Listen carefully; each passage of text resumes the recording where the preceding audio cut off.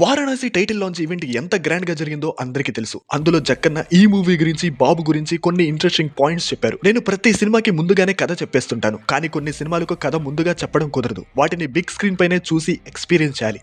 అలాంటి సినిమాలో ఇదొకటి. ఆల్మోస్ట్ 1 year నుండి ఈ సినిమా వరల్డ్ కోసం కష్టపడుతున్నాం, కానీ మా ఏడాది కష్టాన్ని ఒకడు డ్రోన్ తో షూట్ చేసి నెట్ లో పెట్టేశాడు. నేను చిన్నప్పటి నుండి రామారావు గారికి డై హార్ట్ ఫ్యాన్ ని, కానీ ఇండస్ట్రీకి వచ్చాక కృష్ణ గారి గొప్పతనాన్ని తెలుసుకున్నాను. టాలీవుడ్ కి కొత్త టెక్నాలజీ తీసుకురావడానికి ఆయన ఎంతో సాహసించారు, కష్టపడ్డారు. అలాంటి గొప్ప వ్యక్తి అబ్బాయితో మూవీ చేస్తున్నందుకు హ్యాపీగా ఉంది. మా సినిమాని ఐమాక్స్ కోసం తీస్తున్నాం.